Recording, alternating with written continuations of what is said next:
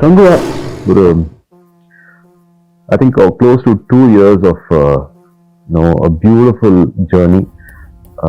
I should start with because of one name, Director Shiva. Kanguva எனக்கு ரொம்ப ரொம்ப முக்கியமான ஒரு திரைப்படம். அதில் இடம்பெற்றிருக்க இந்த ஃபயர் சாங், நெருப்பு பாடல் வந்து ரொம்ப ரொம்ப அழகான ஒரு இடத்துல படத்தில் வருது. ஒரு வார் சாங் ஆக்சுவலாக. அது ஒரு பெரிய போருக்கு முன்னாடி ஹீரோ தன்னுடைய கிளானோட, தன்னுடைய மொத்த வில்லேஜோடு சேர்ந்து நடத்தக்கூடிய ஒரு ஆக்ரோஷமான ஒரு பாடல் இது. இந்த பாடலுக்கான சுச்சுவேஷனை வந்து கன்சீவ் பண்ணும் பொழுது எனக்கு என்ன தோணுச்சு அப்படின்னா, இது வந்து ஒரு கட்டுக்கு அடங்காத ஒரு பாட்டாக இருக்கணும் அப்படின்னு நான் நினச்சேன். தீயை வந்து வழிபடுற ஒரு மிகப்பெரிய ஒரு கூட்டம், ஒரு குழுன்னு சொல்லலாம், ஒரு கூட்டம்னு சொல்லலாம், ஒரு இனம்னு சொல்லலாம். ஃபயர் சாங் அப்படின்னு சொன்னாலே I could feel the energy and purity. Fire தான் வந்து கடவுளாக கும்பிட்டு இருந்தாங்க. ஸோ அதுக்கு கும்பிட்டு தான் அவங்க ரெடி ஆகுறாங்க ஒரு போருக்குங்கிற மாதிரி ஒரு சிச்சுவேஷன். மியூசிக் வைஸ் கேட்டிங்கன்னா, இப்போ இந்த பாட்டு பார்த்தீங்கன்னா சங்கு சவுண்டில் ஸ்டார்ட் பண்ணியிருப்பேன். ஏன்னா அதே பார்த்தீங்கன்னா that is one of the oldest and most ancient sounds. Almost origin கூட சொல்லுவாங்க. லைக் ஹவு ஓம் வந்து ஆரிஜின் ஆஃப் சவுண்ட்னு சொல்கிறாங்களோ அந்த மாதிரி. ஆனால் ஜென்ரலாக வந்து சங்கு ஊதும்போது அப்படியே நம்ம பழகப்பட்டிருக்கோம். So this time I wanted to create why should I not create a melody with shankh அப்படின்னு நான் யோசித்தேன். அதனால அதில் பார்த்தீங்கன்னா இந்த பாட்டில்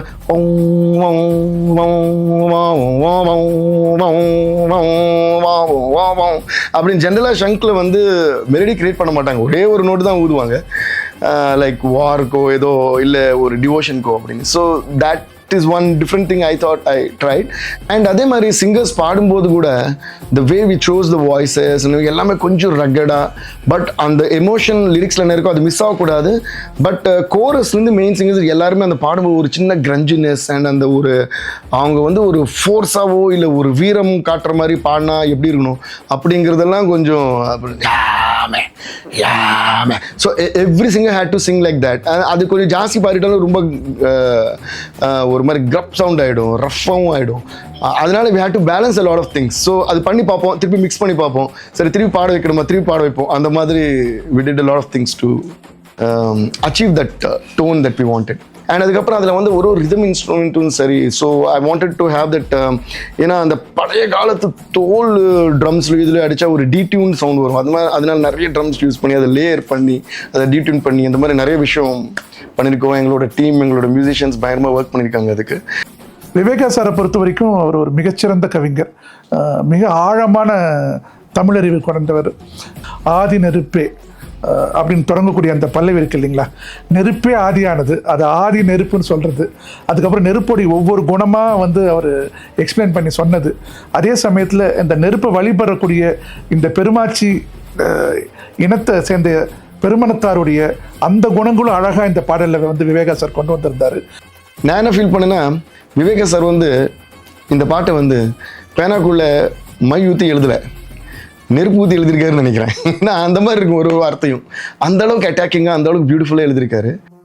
இந்த படத்தினுடைய மையமே நெருப்பு என்று தான் நான் நினைக்கிறேன். ஏன்னா கங்குவா என்பதே கங்கு என்கிற நெருப்பின் ஒரு வடிவத்தை தன் பெயராக கொண்டிருக்கிற ஒரு கதாநாயகன் ஹீரோவாக இருக்கிற ஒரு படம் அப்படிங்கிறதுனால இது வந்து நெருப்பை வந்து மையமாக கொண்ட ஒரு படமாக நான் பார்த்ததுனால் நெருப்புக்கு, ஏன்னா ஆதி காலத்தில் வந்து நெருப்பை பாதுகாப்பது தான் மனிதர்களுக்கு மிகப்பெரிய சவாலாக இருந்திருக்கிறது. ஒரு நெருப்பு சுடரை பாதுகாப்பதற்காக அவர்கள் பல போராட்டங்களை சந்தித்திருக்கிறார்கள். மழை, வெயில் என்று எல்லா இடத்துலையும் அந்த நெருப்பை சுமந்து கொண்டு அவங்க போயிருக்கிறாங்க. இந்த பாடலில் கூட எழுதும்போது ஆதித்தி சுடர் வெள்ளம் அணையாமல் காத்தக்குடி என்று அந்த நெருப்பை காத்த அந்த குடிகளினுடைய அந்த வலியை அல்லது அந்த முயற்சியை இந்த பாடலில் நான் சொல்லியிருப்பேன். பல இடங்களில் வந்து நான் ஆச்சரியப்பட்டேன். அது வந்து ஒரு வரி இருக்கும் ஆக்சுவலாக, கல் தோன்றி மண் தோன்ற காலத்து முன் தோன்றிய மூத்த குடி தமிழ் குடி அப்படின்னு ஒரு அழகான ஒரு சொல்லாற்றலை இந்த பாடலில் வந்து கரெக்டான இடத்துல பிளேஸ் பண்ணியிருந்தார். அது எனக்கு ரொம்ப ரொம்ப மன திருப்தி, ரொம்ப சந்தோஷத்தையும் கொடுத்தது. இப்போ இதை வந்து காட்சிப்படுத்தணும். நான் வெற்றி சார்கிட்டையும் மிலன் சார்கிட்டையும் ஒரு டீட்டெயில்டு டிஸ்கஷன் நடந்துச்சு. எப்படி நம்ம இதை அச்சீவ் பண்ண போகிறோம். ஒரு பெரிய கேவ், அந்த கேவுக்கு முன்னாடி ஒரு மிகப்பெரிய பான்ஃபயர் மாதிரி ஒரு பெரிய ஃபயர் எலிமெண்ட்டு, அந்த கேவுக்கு பின்னாடி வந்து ஒரு பெரிய எரிமலை, அந்த எரிமலை வந்து ஒரு லைவாக இருக்கக்கூடிய எரிமலை, அது எக்ஸ்டிங்க்ட் ஆகாத ஒரு எரிமலை. அது அந்த எரிமலை எப்போ வேணால் வெடிக்கலாம். அதுலேருந்து வரக்கூடிய நெருப்பு குழம்பு வந்து இந்த வில்லேஜுக்குள்ளே வருது, ட்ராவல் ஆகி வருது. அப்படி வரும்போது ஒரு கேவுக்குள்ளே வருது. அதுலேருந்து ட்ராவல் ஆகி வந்து அதை வந்து வழிபடுற மக்கள் வந்து அந்த நெருப்பு குழம்பை கையில் எடுத்துகிட்டு கொண்டு போய் லிட் பண்ணுறதுக்கான ஃபயர் எலிமெண்ட் மேலே அதை அப்படியே கொட்டுறாங்க. அங்கேருந்து ஃபயர் பற்றிக்கிட்டே எரியுது. இந்த மாதிரி விஷுவல்ஸ் எல்லாமே வந்து மைண்டில் எனக்கு ஃபார்ம் ஆகிடுச்சு. ஸோ இங்கே தான் வந்து ஆர்ட் டைரக்டர் மிலன் சாருடைய மிகப்பெரிய ஆளுமை வந்து தெரிஞ்சது எனக்கு. ஆத்தென்டிசிட்டி, டீட்டெயிலிங், அந்த காலகட்டத்தை வந்து மக்களுக்கு கொண்டு போய் கடத்துறதுக்கான எலிமெண்ட்ஸ் என்னென்ன, இந்த ஆங்கிள்லேயே மிலன் சார் வந்து யோசிச்சு எனக்கு பல ஆப்ஷன்ஸ் கொண்டு வந்து காமிச்சார். ஸோ இந்த ஸ்டோரிக்கான காஸ்டியூம் என்ன ஃபஸ்ட்டு அவங்க சொன்னப்போ வந்து we wanted to make it very sure that வந்து any element which is in modern இருக்கவே கூடாதுன்னு நாங்கள் வி டிஸ்கஸ்ட். ஸோ வந்து அந்த காலத்தில் என்ன மினிமலான ஃபேப்ரிக் எப்போ என்ன கிடைக்கும் அப்படின்னு பார்த்தப்போ ஜூட் அதுதான் மெயினாக வந்து இருந்த அப்போ ஃபேப்ரிக். ஸோ அதை வச்சு தான் we want to give that elegance and அதுக்கான ஆர்னமெண்டில் ஆல்சோ லைக் மோஸ்ட்லி போன்ஸ் தான் பேஸ்டாக இருந்ததுனால அதை வச்சு தான் we design for the costumes and everything for the period. இம்பார்ட்டண்ட்டாக ஹீரோஸோடைய காஸ்டியூமில் நீங்கள் பார்த்தீங்கன்னா ஈகிளோடைய கிளாஸ் வச்சு தான் மேக்ஸிமம் நாங்கள் ஆர்னமெண்ட்ஸ் பண்ணியிருப்போம். With eagle nails and bones வச்சு தான் மேக்ஸிமம் பண்ணியிருப்போம். அது ஒன்று வந்து எங்களுக்கு ஒரு ஒர்க் ஷாப் மாதிரியே we were working. So Milan sir வந்து ஒரு weapons as well as accessories பொறுத்த வரைக்கும் அவர் வந்து use to make it out of mould. அதை நாங்கள் எடுத்து and moreover references we like நிறைய லைப்ரரிஸ் அண்ட் புக்ஸ் ரெஃபரன்ஸ் அடிச்சு தான் we plan for the accessories கூட. Emmanuel Lubezki, Mexican cinematographer. நான் இன்ஸ்டியூட் படித்த காலகட்டத்திலேருந்து நான் அவருடைய மிக தீவிரமான ரசிகன். அவருடைய ரெவனன்ட் படம் வந்து அப்போ ரிலீஸ் ஆயிருந்தது. ஏன் அந்த படத்துடைய சினிமோட்டோகிராஃபி வந்து எனக்கு ஒரு உந்துதலாக இருக்கும் அப்படின்னா, அந்த படம் முழுக்க இயற்கை ஒளியில் எடுக்கப்பட்ட படம், ஒரு நேச்சர் சார்ந்த படம். ஸோ அந்த விஷயத்தை இந்த படத்துக்கு அப்ளை பண்ணால் எப்படி இருக்கும் அப்படிங்கிறத நான் ஒரு ஐடியாவாக எடுத்துக்கிட்டேன். ஸோ இதுக்கு வந்து ஒரு நைட் எஃபெக்டில் 360 டிகிரி நம்ம வந்து எல்லா ஆங்கிளும் ஷூட் பண்ணுற மாதிரி ஒரு சாங்காக அமையணும்னு சொல்லி சிவா சொன்னார். அது மட்டும் இல்லை, அந்த ஏரியாவை சுற்றிலையும் ஒரு மரங்கள் மாதிரி ஒரு அமைப்பில் ஒரு உருவகத்தை பண்ணி அது மேலெல்லாம் வந்து ஃபயர் இருக்கிற மாதிரியான ஒரு செட்டப்பை வந்து மிலன் சார் பண்ணி கொடுத்தாரு. அது எனக்கு ரொம்ப இன்ட்ரெஸ்டிங்காக இருந்துச்சு. சரி, ஃப்ரேம் எப்படி வச்சாலும் நமக்கு வந்து டெப்த்து வந்து ஃபயர் கொடுத்துரும் அப்படிங்கிற ஒரு ஐடியாவுக்கு நாங்கள் வந்தோம். ஜென்ரலாக பார்த்தீங்கன்னா சினிமோட்டோகிராஃபராக பார்க்கும்போது பார்த்தீங்கன்னா ஃபயரோடைய பிரைட்னஸ் வந்து ஒரு பீக் லெவலில் இருக்கும். அந்த சோர்ஸை வந்து அதுக்கு முன்னாடி ஆக்டர்ஸ் வந்து பெர்ஃபார்ம் பண்ணும்போது அவங்களுக்கு வந்து அந்த ஃபயருக்கான லைட்டை மேட்ச் பண்ணி நம்ம பிரைட் பண்ணுவோம். ஜென்ரலாகவே ஃபயர் லைட்டை ஸ்டிமுலேட் பண்ணுறதுக்கு நம்ம சினிமாவில் இருக்கிற ஆர்டிஃபிஷியல் லைட்ஸை வந்து யூஸ் பண்ணுவோம், ஃபயர் மாதிரி எஃபெக்ட் கொடுப்போம். ஸோ இதில் அது கூட வேணால் ரியல் ஃபயரையே நம்ம யூஸ் பண்ணலான்னு சிவாட்ட சொன்னேன். இன்றைக்குள்ள டிஜிட்டல் கேமரா அலெக்ஸா யூஸ் பண்ணோம். ஸோ அந்த கேமராவுடைய லேட்டிடியூட் ரேஞ்சும் அதோட பிக்கப்பும் வந்து கண்டிப்பாக இதை வந்து அச்சீவ் பண்ணுறதுக்கு ஹெல்ப்ஃபுல்லாக இருக்கும்னு நினச்சேன்.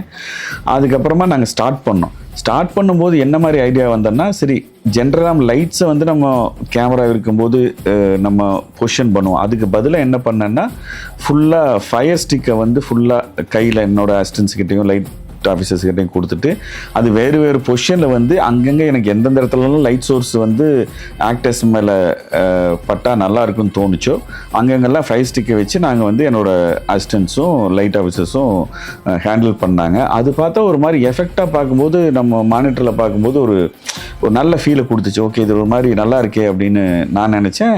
சிவாவும் சரி, டான்ஸ் பிரேம் ரஷீதும் சரி, இல்லை இது நல்லா இருக்கு அப்படிங்கிற ஒரு திருப்தி வந்தது. ஆக்சுவலாக வந்துட்டு சாங் கேட்டு வச்சோடனே பிளாங்கா இருக்கும்போது தம்பி ஒரு சீன் பார்ப்பான்னு சொல்லுவாங்க என்கிட்ட. சரி, இப்போ உட்காந்து சீனை பார்த்தேன். அதை பார்த்தோன்னே பாடி லாங்குவேஜ் நெக்ஸ்ட் ஃபைட்டு கட்டேன். அதை பார்த்தோன்னு மூவ்மெண்ட் கிடைச்சு எனக்கு. ஸோ பாடி லாங்குவேஜ் அந்த மூவ்மெண்ட் ரெண்டுத்தையும் கொடுத்தக்காக சிவானந்த் தான். பிகாஸ் அதை பார்த்துட்டு அப்புறமா தான் அது ஒரு பாடி லாங்குவேஜ் பிடிச்சி பார்த்து ஒரு மாதிரி அந்த பாட்டு பார்த்து நீங்கள் பார்த்து ஒரு மாதிரி பாடி லாங்குவேஜ் ஒரு மாதிரி மொத்தம் சாங் மொத்தம். ஸோ அதுக்கு பாடி லாங்குவேஜ் காரணம் பிகாஸ் ஆஃப் த சீன் அந்த ஃபைட் ரெண்டு மிக்ஸ் பண்ணி என்னுடைய பாடி மூவ்மெண்ட் மிக்ஸ் பண்ணும்போது தான் அந்த ஐடியா வந்துச்சு.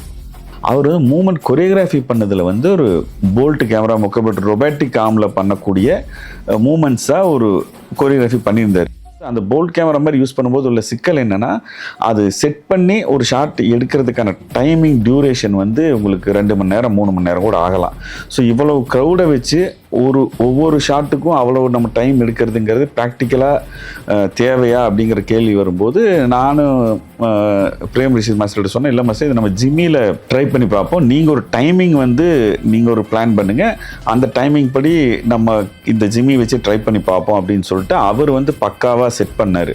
ஸோ இங்கே கேமரா இருக்கும்போது ஒரு மூமெண்ட் ஒரு லிரிக் இருக்கும், திருப்பி கேமரா இங்கே வர்ற டைமுக்கு ஆக்டர்ஸ்க்கு வந்து ஒரு பாஸ் கொடுத்து திருப்பி இங்கே வந்தோடனே திருப்பி 1 2 3 சொல்லி ஒரு மூமெண்ட் ஆரம்பிக்கும், அப்புறம் ஒரு பாஸ் கொடுத்து இங்கே கேமரா போயிட்டு ஒரு அழகான ஒரு கொரியோகிராஃபி வந்து கேமராவோட சேர்த்து பண்ணார். கங்குவா திரைப்படத்தில் இருக்கக்கூடிய இன்னொரு மிக மிக சந்தோஷமான விஷயம் என்னென்னா, சூர்யா சார் அவர் வந்து கங்குவா அப்படிங்கிற அந்த தலைப்பு கதாபாத்திரமாக கதாநாயகனாக நடிச்சிருக்காரு.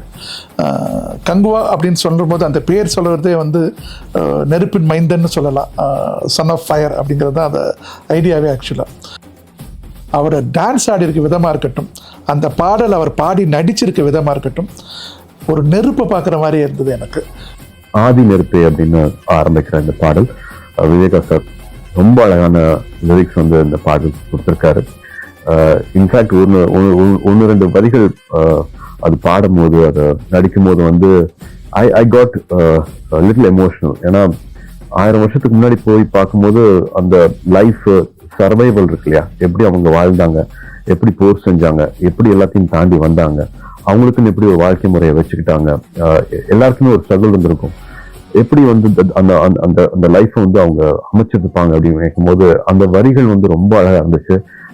ஆங்கார கூத்தாடி அனலுக்குள் நீராடி அப்படின்னு ஒரு வரி வரும். ஆக்சுவலா அதை வந்து நான் கன்சீவ் பண்ணியிருந்த பொழுது ஆங்கார கூத்து அப்படிங்கிறது வந்து ஒரு கட்டுக்கடங்காத கூத்து.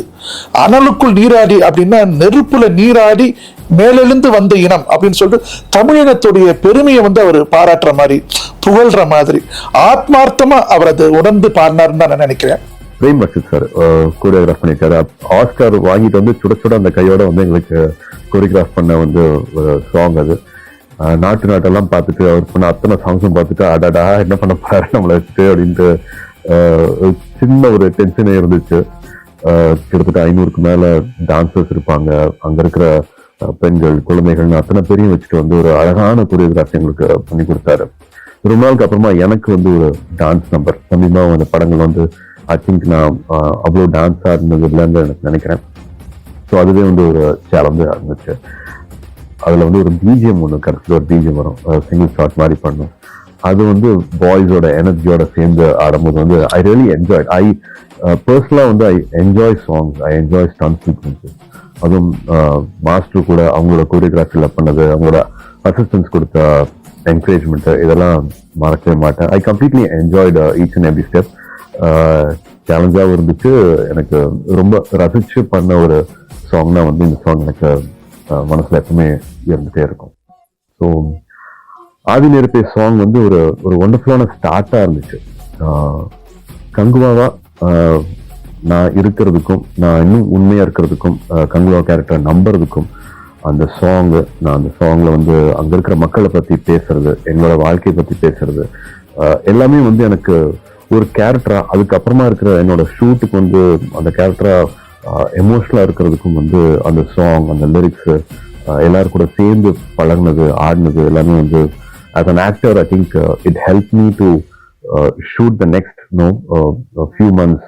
படம் முடிகிற வரைக்குமே வந்து அதோட தாக்கம், அதோட வைப்ரேஷன் வந்து எனக்கு வந்து ஹெல்ப் பண்ணுச்சு.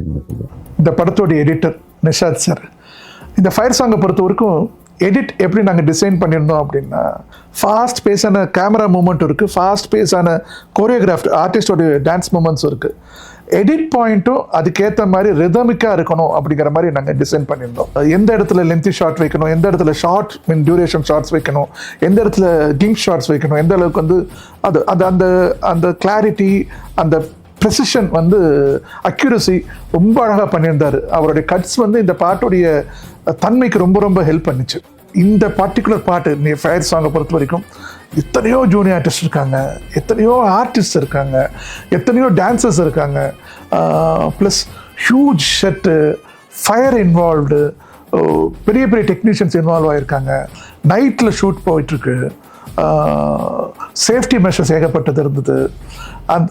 இது எல்லாத்துமே படம் எடுக்கிறது மட்டும்தான் என்னுடைய வேலை. இது அத்தனையுமே வந்து அந்த ஃபினான்ஷியல் ப்ரெசன்ஸ் இருக்கு இல்லைங்களா, அந்த ஃபினான்ஷியல் ஃபினிஷ் இருக்குதுங்களா, அது வந்து ஞானவேல் சார் வந்து ரொம்ப அழகாக பண்ணி கொடுத்தாரு. கங்குவா ஆல்பமில் என்னோட ஃபேவரட் சாங் வந்து ஃபயர் சாங். இது ஃபஸ்ட்டு ஷூட் பண்ண சாங் இதுதான்.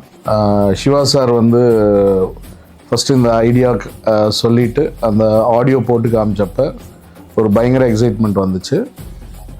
விஷுவலாக எடிட் பண்ணி அதோட ஃபைனல் அவுட் காட்டினப்ப இந்த டோட்டல் படத்தோட மேக்னிடியூட் என்ன, இது என்ன ஸ்கேலுக்கு இந்த படம் வரும் அப்படிங்கிற ஒரு உற்சாகத்தை வந்து, ஒரு பிலீஃப் வந்து பயங்கரமாக க்ரோ ஆச்சு இந்த விஷுவல் பார்த்ததுக்கப்புறம்.